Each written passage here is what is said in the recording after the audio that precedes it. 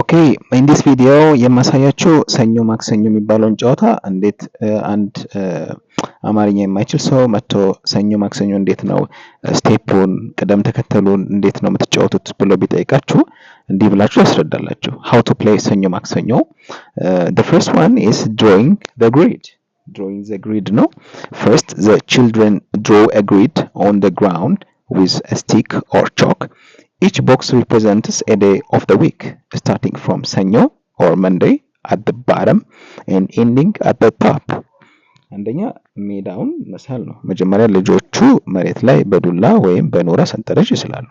እያንዳንዱ ሳጥን ከታች በሰኞ ጀምሮ እስከ ላይ ባሉት የሳምንቱ ቀናት ይሰየማል። ሁለተኛ ደግሞ finding a stone or mesh እንለዋለን። Each player needs a small flat stone called a mesh. This stone is used as a marker that the player throws into the squares.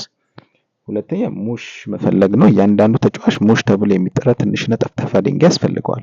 ይህ ድንጋይ ወደ ሳጥኖቹ ውስጥ የሚወረወር ምልክት ነው። third one ሶስተኛ ላይ ደግሞ throwing the stone. The first player stands behind the starting line and throws their stone into the first box or Monday. The stone must land inside the lines without touching them.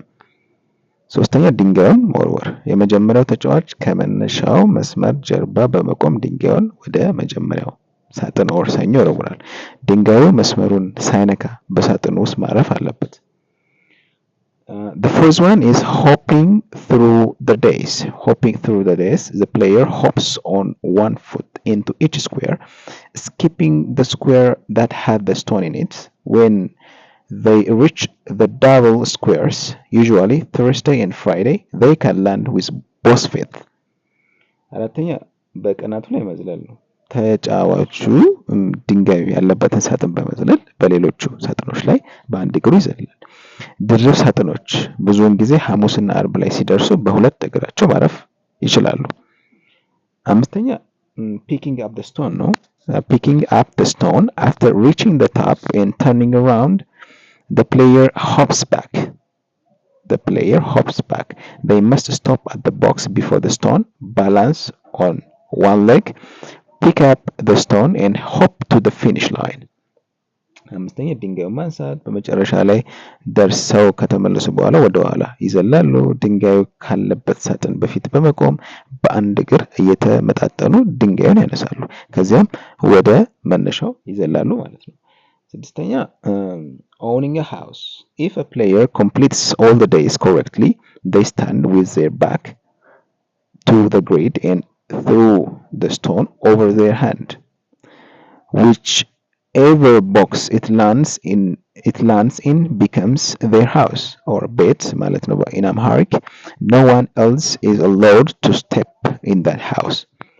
ስድስተኛ ቤት መስራት ነው። አንድ ተጫዋች ሁሉንም ቀናት በትክክል ከጨረሰ በኋላ ፊቱን ወደ ኋላ ወደ ሌላ ጎን አዙሮ ድንጋዩን በጭንቅላቱ ላይ ወደ ኋላ ይወረውራል። ድንጋዩ ያረፈበት ሳጥን የሱ ቤት ይሆናል ማለት ነው። ሌላ ማንኛውም ተጫዋች በዚያ ቤት ውስጥ መርገጥ አይፈቀድለትም። ስለዚህ ይሄ ደግሞ ሰኞ ማክሰኞ እንዴት ነው የምትጫወቱት ብሎ አንድ የውጭ ሰው ቢጠይቃችሁ በእንግሊዝኛ እንደዚህ ብላችሁ ማብራራት ትችላላችሁ ማለት ነው። እዚህኛው ቻናል ላይ እንግሊዝኛን በነፃ ስለማስተምር ስፔሻሊ ለተማሪዎች በነፃ ስለማስተምር ሰብስክራይብ ሼር ለጓደኞቻችሁ ማድረግ እንዳትረሱ። This is Mr. Zarihun. Love you all.